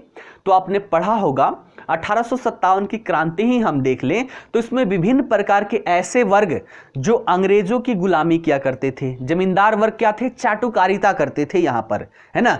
तो ये वर्ग बनाने का उनका मकसद ही यही था कि मान लो यहां पर विद्रोह आंदोलन होता है तो ऐसी स्थिति में ये वर्ग हमारे साथ होगा, ना कि भारतीयों के साथ होगा। तो जो यहां पर स्वतंत्रता संघर्ष होता है ना, राष्ट्रीय स्वतंत्रता संघर्ष, इन सभी में आपने देखा होगा कि कई वर्ग ऐसे थे जो इन स्वतंत्रता संघर्ष से अलग रहते हैं। और इस पर क्या हो जाता है, इसका बड़ा इफेक्ट देखने को मिलता है। जैसे कि मान लीजिए अब एग्जाम्पल गाड़ी का दूं या फिर घोड़े का दूं, आपकी इच्छा है। गाड़ी या घोड़े, घोड़े का ही दे लेता हूं, है ना, दोनों दे लेता हूं, समझिएगा। एक रथ है, एक रथ में जितना वजन है, एक रथ में जितना वजन है उसको खींचने के लिए 5 घोड़ों की आवश्यकता है ना। 5 घोड़ों की यहां पर आवश्यकता है। अगर 5 घोड़े इसमें लगे पड़े हैं तो क्या होगा, इस रथ को बड़े ही आसानी से चलाया जा सकता है और ये रथ कहीं नहीं रुकेगी। लेकिन 5 घोड़ों में से हम देख लें कि मान लीजिए क्या है, 2 घोड़े यहां से साइड हो गए, 3 ही घोड़े यहां पर लगे रहे, तो ऐसी स्थिति में क्या होगा, शक्ति क्षीण होगी और रथ ज्यादा दूर नहीं चलेगा। कुछ समय बाद जाकर ये 3 घोड़े इतने थक जाएंगे कि खींचने की अवस्था में नहीं होंगे। वहीं आंदोलन में था कि अगर सभी वर्ग एक साथ मिलकर उठ खड़े होते तो अंग्रेजों को यहां से भागना पड़ता, लेकिन इसमें से 2 घोड़े तो पहले ही साइड हो चुके हैं, है ना। तो ये इन्होंने अंग्रेजों का सपोर्ट किया, परिणामतः ये जो विद्रोह आंदोलन था ये धीरे धीरे शिथिल पड़ गया। क्लियर है। तो इतनी देर से आजादी मिलने में इसका भी बड़े स्तर पर रोल देखने को मिलता है। ठीक है। उसके बाद अगला देखें तो कंपनी को प्रत्याशित लाभ की प्राप्ति नहीं हुई। ऐसी अवस्था में भी कंपनी जितना प्रत्याशित लाभ सोची थी उतना लाभ की प्राप्ति नहीं हुई। क्यों? क्योंकि यहां पर क्या हुआ, सबसे ज्यादा लाभ किसको प्राप्त हो रहा था? जमींदारों को।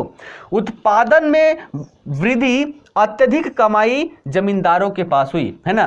तो यहां पर देखा जाए उत्पादन में वृद्धि हुई, उत्पादन में वृद्धि होने के कारण कंपनी को लाभ ना होकर लाभ किसको हुई? जमींदारों को हुई। ठीक है। तो ये हमने देखा यहां पर जमींदारी व्यवस्था, जमींदारी व्यवस्था के लाभ और जमींदारी व्यवस्था के हानि। इतने में कोई डाउट है तो पूछ लीजिए, अन्यथा की स्थिति में अगली व्यवस्था पर चलते हैं। ये समझ लीजिएगा, ये संरचना हमने देखा ये क्या था कि यहां पर कंपनी बैठी हुई है और यहां पर कृषक बैठा हुआ है। इन दोनों के बीच में किसको बैठा दिया? जमींदार को बैठा दिया, ताकि ये क्या करे, यहां से राजस्व वसूली करके यहां पहुंचाए बिचौलिए के रूप में। क्लियर है। आगे बढ़े, थोड़ा सा कमेंट वमेंट करते रहिए।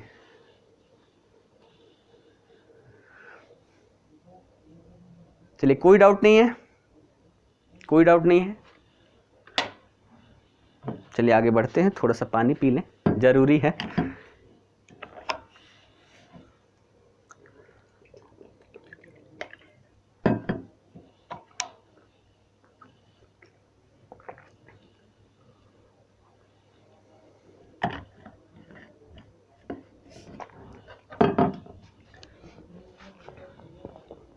लग रहा है आज इसी में खत्म हो जाएगा, शिक्षा पे नहीं पहुंच पाएंगे। शिक्षा आज नहीं हो पाएगी, एक ही टॉपिक होगा लेकिन बड़े अच्छे से होगा, मजा आ रहा होगा, हर एक चीज़ की पिक्चर बनती चली जा रही होगी। तो इसी को करने में हो जाएगा टाइम खत्म। तो हम शिक्षा को कल करेंगे, शिक्षा को और अच्छे से हम कर लेंगे, है ना। चलिए अब बात करते हैं, अगली व्यवस्था यहां पर लाई जाती है रैयतवाड़ी व्यवस्था, है ना। रैयतवाड़ी व्यवस्था का मतलब फिर ग्राफ से एक बार समझाने का प्रयास करता हूं। यहां कंपनी थी, यहां किसान था, किसानों के बीच में राजस्व वसूली के लिए जमींदार को बैठा दिया गया। किसानों का सरकार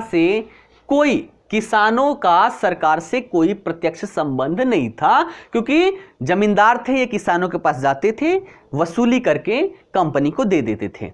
अब यहां पर कंपनी को लगा कि भैया व्यवस्था लाया हमने, हमें उतनी धन की प्राप्ति नहीं हो रही है, और ये जो सरकार है पहले झोपड़ी में रहा करते थे, झोपड़ी से गांव में महल बना लिए, महल से अब ये शहर निकल गए, शहर में इनके जमीन जायदाद, बड़े बड़े महल दिखाई दे रहे। भैया ऐसा क्या हो रहा है, हमारी आमदनी फिक्स है और इनकी आमदनी दिन दूनी रात चौगुनी बढ़ रही है। अब कंपनी को लगा कि भैया इसको हमें हटाना पड़ेगा, सारी चीजें यहीं से आ रही है ना, यहीं से आ रही है, ये बीच में है, ये खा जा रहा है, इसको हम हटाते हैं। हटाने के लिए इन्होंने क्या किया कि कंपनी ने डायरेक्टली किसान से संपर्क स्थापित करने के लिए एक व्यवस्था लाई, जिसको रैयतवाड़ी व्यवस्था कहा गया। इसका मुख्य उद्देश्य क्या था कि इन साहब को जो विलासिता की जीवन व्यतीत करने लगे थे, इस विलासिता के जीवन के लिए जो आमदनी थी उस आमदनी को समाप्त करना, यह था रैयतवाड़ी व्यवस्था। क्लियर है, समझ में आ गई। क्या उद्देश्य था कि कंपनी और किसान के बीच में जो बिचौलिए थे, इन बिचौलियों को समाप्त करके किसानों से डायरेक्ट अपने संबंध स्थापित करना, यह था रैयतवाड़ी व्यवस्था। ठीक है। अब देखिएगा इसके बारे में थोड़ा सा डिटेलिंग। मद्रास के तत्कालीन गवर्नर थे उस समय कौन? Thomas Munro. इनका समय काल 1820 से 27 तक था। तो टॉमस मनरो के द्वारा 1820 ईस्वी में यह रैयतवाड़ी व्यवस्था लागू की गई। किसके द्वारा? टॉमस मनरो के द्वारा यह प्रश्न पूछा गया है। और यूपीएससी में जब यह प्रश्न पूछा गया था तो इसमें एक अगला स्टेटमेंट यह भी था कि गवर्नर एल्फिंस्टन ने क्या किया, बंबई वाले क्षेत्र में इसको लागू करने में महत्वपूर्ण भूमिका निभाई। अगर जिसने यह नहीं पढ़ा होगा, बस ये रट के गया होगा कि टॉमस मनरो ने यह व्यवस्था लागू किया, वो दूसरे ऑप्शन को क्या करता? गलत मारता। ऐसी स्थिति में क्या होता? पूरा क्वेश्चन ही गलत हो जाता। तो हर एक पहलू पर ध्यान देते हुए चलना है। तो टॉमस मनरो के द्वारा 1820 में यह लागू किया गया, है ना। क्षेत्र कौन कौन से थे? तो मद्रास वाला क्षेत्र था, बंबई वाला क्षेत्र था और असम के कुछ क्षेत्र थे जहां पर रैयतवाड़ी व्यवस्था लागू की गई है ना। कितने भूमि पर, कितने प्रतिशत? तो पूरे ब्रिटिश भारत के जितने भूमि थे उसके 51% क्षेत्र पर रैयतवाड़ी व्यवस्था लागू थी। और प्रश्न में यह भी पूछा गया है कि निम्न में से कौन सी व्यवस्था ब्रिटिश भारतीय क्षेत्र में सबसे अत्यधिक क्षेत्रों पर लागू थी? ऑप्शन इजारेदारी व्यवस्था, जमींदारी व्यवस्था, रैयतवाड़ी व्यवस्था, महालवाड़ी व्यवस्था। तो ऑप्शन क्या हो जाएगा हमारा? रैयतवाड़ी व्यवस्था। कितना? 51% क्षेत्र पर। उसके बाद देखिए दूसरे स्थान पर वाड़ी व्यवस्था 30%, उसके बाद जमींदारी व्यवस्था 19%, है ना। तो ऐसे क्रमबद्ध तरीके से भी आए तो भी हम यहां पर टिक आउट कर सकते हैं। क्लियर है? इजारेदारी व्यवस्था में परसेंटेज क्यों नहीं होगा? क्योंकि उसी के स्थान पे हम क्या कर लेते हैं? अस्थायी बंदोबस्त कर लेते हैं, जमींदारी व्यवस्था लागू कर देते हैं। तो दोनों का स्थान सेम ही रहता है। क्लियर है ये बातें? चलिए, तो हमने देखा किसके द्वारा? टॉमस मनरो के द्वारा 1820 में लागू किया गया। क्षेत्र कौन कौन सा था? मद्रास, बंबई और असम के कुछ क्षेत्रों में लागू किया गया। बंबई वाले क्षेत्र में देखें तो बंबई के तत्कालीन गवर्नर थे एल्फिंस्टन, जिनका समयकाल क्या रहता है? 1819 से 27 तक। तो बंबई में इस व्यवस्था को लागू करने के लिए एल्फिंस्टन के द्वारा महत्वपूर्ण भूमिका निभाई जाती है, महत्वपूर्ण योगदान यहां पर प्रदान किया जाता है। यह बात भी याद रखिएगा, है ना। अब यहां पर देखें कि रैयतवाड़ी व्यवस्था को लागू करने का उद्देश्य क्या रहा? तो अभी हमने देखा इस ग्राफ के माध्यम से जो बिचौलिए थे जमींदार के रूप में, इनको समाप्त करना और किसानों से डायरेक्टली कंपनी का प्रत्यक्ष संबंध स्थापित करने के लिए रैयतवाड़ी व्यवस्था को यहां पर स्थापित की गई। इसकी विशेषताएं क्या थी? देखिएगा, विशेषताओं की बात करते हैं। पहली विशेषता, अब इस व्यवस्था के अंतर्गत भूमि का मालिक रैयत का मतलब होता है किसान, अर्थात इस व्यवस्था के अंतर्गत भूमि का मालिकाना हक किसके पास चला गया? किसानों के पास चला गया। अब इसमें तो खुश होने वाली बात है कि भैया पहले जमींदारी व्यवस्था के अंतर्गत किसानों का अधिकार जो छीन लिया गया था, इस व्यवस्था के अंतर्गत किसानों को पुनः उस अधिकार की प्राप्ति हो जाती है। खुश होने वाली बात है, लेकिन खुश नहीं होना है भैया। कोई भी व्यवस्था लाई गई, नाम क्या था कि हम किसानों के भलाई के लिए लाए जा रहे हैं, है ना। ये व्यवस्था किसानों के भलाई के लिए लाई जा रही है, लेकिन भलाई किसानों का नहीं हुई।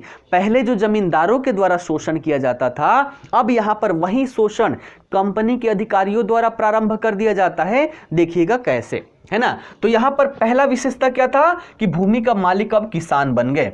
भू राजस्व का निर्धारण जो था वो क्षेत्रफल के आधार पर होने लग गया कि इतना भैया क्षेत्रफल है, इसमें हमने अंदाजा लगा दिया कि 50 किलो क्या है, 50 किलो यहां पर मान लीजिए अनाज निकल सकता है, तो इसके इतने भाग को आपको टैक्स के रूप में देना है। अर्थात राजस्व का निर्धारण क्षेत्रफल के आधार पर होने लगा, ना कि उत्पादन के आधार पर। क्लियर है? उसके बाद तीसरी विशेषता, जमींदारों का स्थान अब किसने ले लिया? ब्रिटिश सरकार ने ले लिया। अर्थात अब राजस्व की वसूली कौन करेगा? ब्रिटिश सरकार करेगा।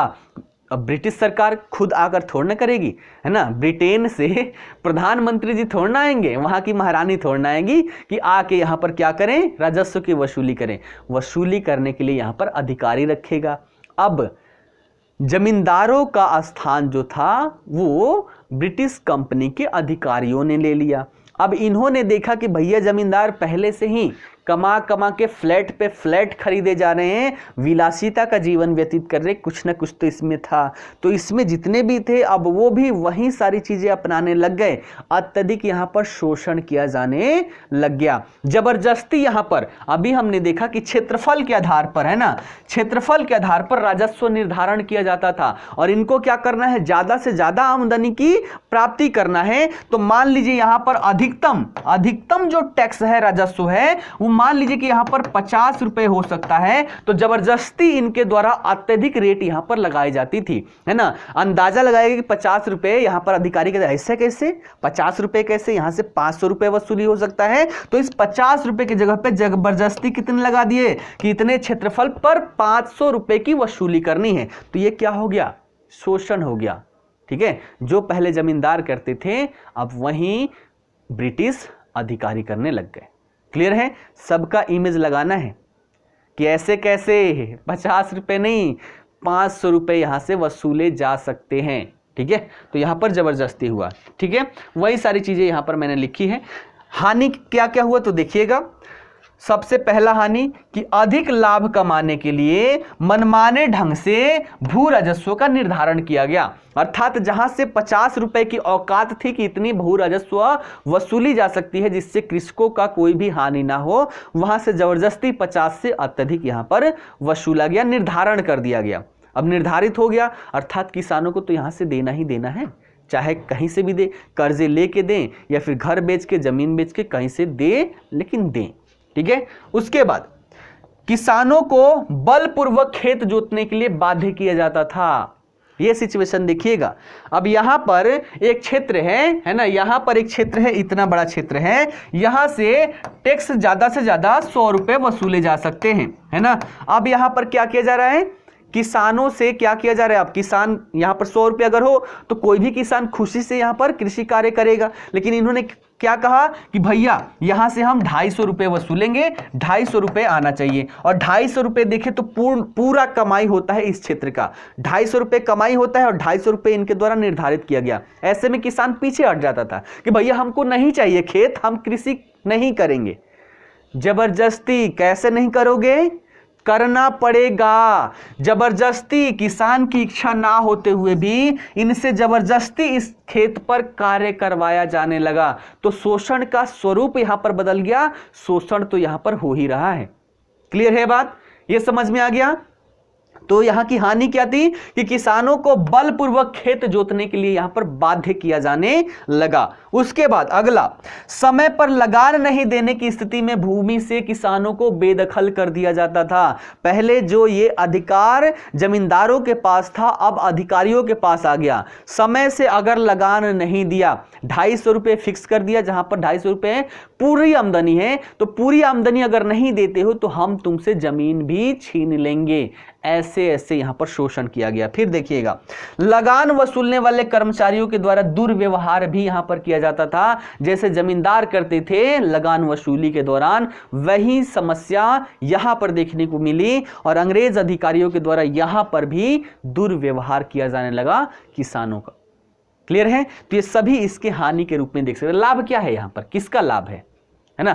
लाभ जो वहां था वही यहां पर भी रख सकते हैं। कंपनी को यहां पर आमदनी प्राप्त होने लगी थी, ज्यादा यहां पर वृद्धि होने लगी थी, तो लाभ सब में कॉमन डाल सकते हैं। वहां जमींदार हटा के वहां पर अंग्रेज अधिकारी डाल लेंगे। अंग्रेज अधिकारियों की आमदनी यहां पर बढ़ने लग गई, उनके जो पॉकेट थे वो गर्म होने लग गए थे, तो इस टाइप के यहां पर डाल सकते हैं लाभ में। लेकिन हानि में देखें तो पूर्णतः हानि किसानों की ही हुई। तो चाहे हम जमींदारी व्यवस्था देखें या फिर हम यहां पर रैयतवाड़ी व्यवस्था देखें, किसानों की ही हानि हुई। क्लियर है ये बात, इसमें कोई डाउट है बताइएगा, इसमें कोई डाउट है। आगे बढ़े, थोड़ा सा बताते हुए चलिए, तब तो मजा आएगा। कोई डाउट नहीं है, आगे बढ़ते हैं। अब अगली व्यवस्था, अगली व्यवस्था कौन है, महालवाड़ी व्यवस्था। अगली व्यवस्था कौन है, महालवाड़ी व्यवस्था। महालवाड़ी व्यवस्था, इसका सिचुएशन ग्राफ से समझ लीजिएगा फिर से, है ना, ग्राफ से फिर से समझ लीजिएगा। महालवाड़ी व्यवस्था का मतलब यह हुआ कि यहां पर क्या है, कंपनी है ना, यहां पर क्या है, किसान है, और किसान जो है ये एक गांव में रहते हैं, एक महाल में रहते हैं। ठीक है, समझ लीजिएगा पिक्चर के माध्यम से। यहां पर कंपनी है ना, और कृषि कार्य कौन करता है, किसान करता है। किसान किसी न किसी गांव में रहता है जिसे गांव या फिर महाल कहा जाता है। तो यहां पर जो बंदोबस्त किया गया, इसमें पहले रैयतवाड़ी व्यवस्था में हर एक किसान अलग अलग भूमि का मालिक बनाया गया था। अब यहाँ पर पूरे एक गांव को ही मालिकाना हक दे दिया गया कि भैया ये गांव है, और उस गांव से कंपनी का क्या हो गया, उस गांव से कंपनी का बंदोबस्त हो गया, यहाँ पर सिग्नेचर हो गया कि भैया अब ये रहा। अब यहाँ का सिचुएशन देखिएगा। अब इस गांव में देखिए, हर गांव में क्या होता है, एक मुखिया होता है ना, हर गांव में एक मुखिया होता है। तो पूरे गांव को अगर हम दे रहे हैं सम्मिलित रूप से कि भूमि का मालिकाना हक पूरे गांव को सम्मिलित रूप से, तो ये किसको देंगे? तो ढूंढने किसको जाएंगे? मुखिया को। तो अब सिचुएशन देखिएगा हुआ क्या। अब यहां पर सिचुएशन देखिए तो सिचुएशन क्या हो गया कि पहले जो जमींदारों का स्थान था अब यहां पर क्या हो गया? मुखिया ने ले लिया। इस गांव का प्रधान जो था उसको हम प्रधान कह लें या फिर मुखिया कह लें। तो यहां पर कंपनी ढूंढते हुए चलती थी कि यहां पर कौन प्रधान है। कोई व्यक्ति होता था जो ये दावा करता था कि इस गांव के प्रधान हम हैं, उसको पकड़ते थे कि आओ भैया ये रहा बंदोबस्त हमारा, इस पर हस्ताक्षर करो। तो इसमें देखा जाए तो जो जमींदार का जगह था वो इस व्यवस्था के अंतर्गत मुखिया ने ले लिया। अब मुखिया को ये पूरे गांव का अधिकार दे दिया गया। मुखिया क्या करता था कि इस गांव में, अब मान लीजिए 100 किसान हैं, 100 किसानों में उस भूमि को विभाजित कर दिया। जिसके हिस्से में जितने आए उतने पर सभी ने कार्य किया। कार्य करने के पश्चात क्या किया कि जो राजस्व हुआ वो मुखिया के पास पहुंचा दिया, है ना। राजस्व जो था वो मुखिया के पास पहुंचा दिया और मुखिया इसको कंपनी के पास पहुंचा दी। तो अब देखा जाए परिवर्तन क्या है, जमींदारी व्यवस्था का समरूप ही है। यहां पर भूमि का मालिक पहले कौन रहता था? जमींदार रहता था। यहां पर भूमि का मालिक देखें तो प्रत्यक्ष अप्रत्यक्ष रूप से मुखिया के हाथों में आ गया, है ना। मुखिया बिचौलिए के रूप में हो गया और इससे क्या हुआ? मुखिया की शक्ति बढ़ गई। कैसे बढ़ गई? पहले इसको कोई वैल्यू नहीं देता था, अब क्या हो गया? बहुत वैल्यू देखने को मिलता है। एग्जाम्पल के रूप में थोड़ा सा मैं अपना ही एग्जाम्पल दिखाऊं। मेरा पहले क्या वैल्यू था, अब क्या वैल्यू है, देखिएगा। पहले पूरे गांव में, मेरा बहुत बड़ा गांव है, पूरे गांव में 2 टेलीफोन हुआ करते थे, एक मेरे घर पे और एक पंडित जी है उनके घर पे हुआ करते थे। पूरे गांव में आधे गांव का फोन मेरे घर पे आता था, आधे गांव का फोन उनके घर पे आता था। तो वो बुलाने नहीं जाते थे, है ना, लेकिन हम चले जाते थे, है ना, कि आपके घर से फोन आया है, आपके बेटे ने, आपके मामा मामी जो भी हो फोन किया है। तो इससे क्या था, गांव में मेरी प्रतिष्ठा थी, है ना। आधे गांव के लोग मुझसे बहुत ज्यादा प्रेम करते थे, है ना। अभी सिचुएशन समझिएगा, प्रेम करते थे। जब भी मैं कहीं जाता था खाने के लिए पूछते थे कि बबुआ जी कुछ खा लीजिए, ये कर लीजिए, वो कर लीजिए। क्यों?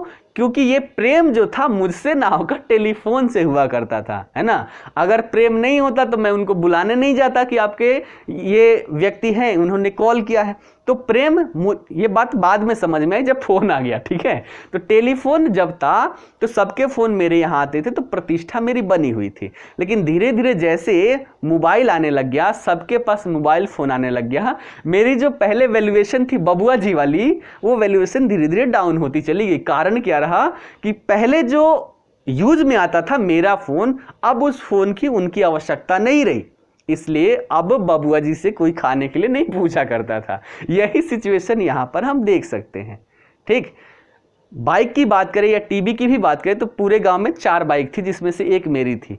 आधे गांव के लोग पूरे बाइक का मेरा इस्तेमाल किया करते थे, है ना। इससे भी हमारी इज्जत हुआ करती थी। अब सबके पास बाइक हो गई है, कोई किसी की इज्जत नहीं करता, ठीक है। तो यही सारी सिचुएशन हम यहां पर देखें। यहां पर मुखिया जी थे, अब मुखिया जी की वैल्यूएशन यहां पर बढ़ने लग गई। कारण क्या रहा कि सभी को पता है कि भैया जमीन का अगर हम देखें तो प्रत्यक्ष रूप से मुखिया जी के पास अधिकार है। अगर हमने कुछ यहां पर बकबक किया तो मुखिया जी ने जो क्षेत्र दे रखे हैं हमें जोतने के लिए, वो छीन के किसी और को दे देंगे, वो छीन के किसी और को दे देंगे, तो क्या हो जाएगा, हमारा जमीन हमारे हाथों से चला जाएगा। इसलिए यहां पर चाटुकारिता की प्रवृत्ति देखने को मिली और मुखिया का शक्तिशाली यहां पर स्वरूप देखने को मिला। साथ ही साथ इस अधिकार का गलत प्रयोग भी यहां पर किया गया। अब सब यहां पर इज्जत करने लग गए कि भैया इनके पास क्या है, अधिकार है, इसलिए इज्जत करने लग गए। इज्जत का फायदा इनका गलत उठाया गया। जैसे कि मान लीजिए कोई बहुत ज्यादा इज्जत कर रहा है, उससे कोई काम करवा लीजिए, इज्जत में वो कार्य भी कर लेगा।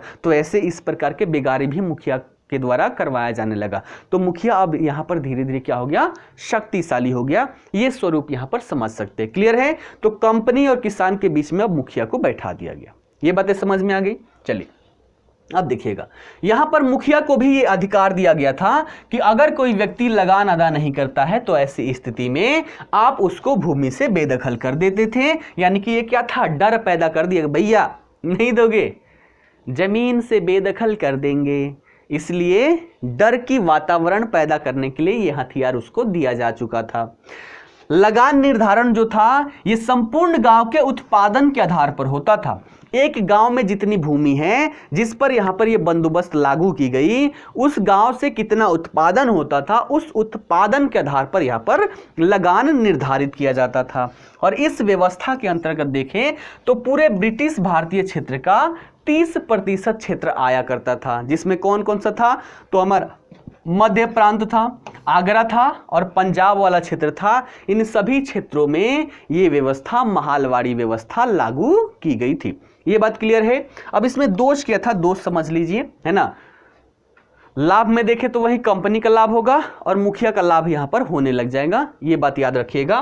दोष देखें तो सबसे पहले दोष क्या था, पहली दोष, मुखिया को ये शक्तिशाली बना दिया, है ना। शक्तिशाली बना दिया, कैसे बना दिया, अभी हमने देखा। इससे क्या हुआ, किसानों का शोषण यहां पर होने लग गया। ठीक है, इस अधिकार का, इस शक्ति का गलत प्रयोग भी यहां पर किया गया। ठीक। दूसरा हम देखें तो सरकार और किसान का प्रत्यक्ष संबंध जो रैयतवाड़ी व्यवस्था से स्थापित की गई थी, पुनः यह संबंध समाप्त हो जाती है, बीच में मुखिया जी को बैठा दिया जाता है। ठीक है, तो इसमें क्या था कि पुनः सरकार और किसानों के बीच का प्रत्यक्ष संबंध ही समाप्त हो जाता है। अब तीनों व्यवस्था हमने देखा, एक कंपेयरिंग है, देखा जाए तो यह भी एक ग्राफ ही है। जमींदारी व्यवस्था की बात करें तो इसमें किसान और ब्रिटिश सरकार के बीच में जमींदार को बैठाया गया था, लाभ बड़े स्तर पर कमाए। रैयतवाड़ी व्यवस्था में किसान और सरकार से डायरेक्ट प्रत्यक्ष संबंध स्थापित किया गया, यहां पर ब्रिटिश अधिकारियों ने फायदा उठाया। महालवाड़ी व्यवस्था में किसान और सरकार के बीच में मुखिया जी को बैठा दिया गया, मुखिया जी यहां पर मजबूत हो गए। ये सारी चीजें हम देख सकते हैं, तीनों का कंपेयरिंग करें और तीनों का कंपेयरिंग दिमाग में रखिएगा, कभी नहीं भूलिएगा। ठीक है, अब देखिए विभिन्न व्यवस्थाएं यहां पर लागू की गई, अलग अलग व्यवस्थाएं लागू की गई, लेकिन सभी का उद्देश्य क्या रहा, अत्यधिक लाभ कमाना। अत्यधिक लाभ कमाना और अत्यधिक लाभ कमाने के चक्कर में किसानों का इतना शोषण किया गया कि किसानों की हालत जो थी बद से बदतर होती चली गई, बद से बदतर होती चली गई। और धीरे धीरे करके किसानों के मन में इस ब्रिटिश अधिकारियों के प्रति, जमींदारों के प्रति इतनी निगेटिव भावना प्रबल हो गई, इतना असंतोष की भावना जागृत हो गई कि वो आपको विभिन्न प्रकार के विद्रोह एवं आंदोलनों के रूप में देखने को मिलता है, जिसे हम चौथी सेक्शन में करेंगे, विद्रोह एवं आंदोलन। ठीक है, तो यहां तक क्लियर है। तीनों व्यवस्थाएं हमने अच्छे से समझने का प्रयास किया। आप बताइए इसमें अगर किसी में भी डाउट हो, कोई भी व्यवस्था समझ में ना आई हो तो फिर से मैं रिकॉल कर दूंगा, अन्यथा की स्थिति में सेशन को समाप्त करते हैं, क्योंकि शिक्षा आज नहीं हो पाएगा। ठीक है, चलिए बताइएगा।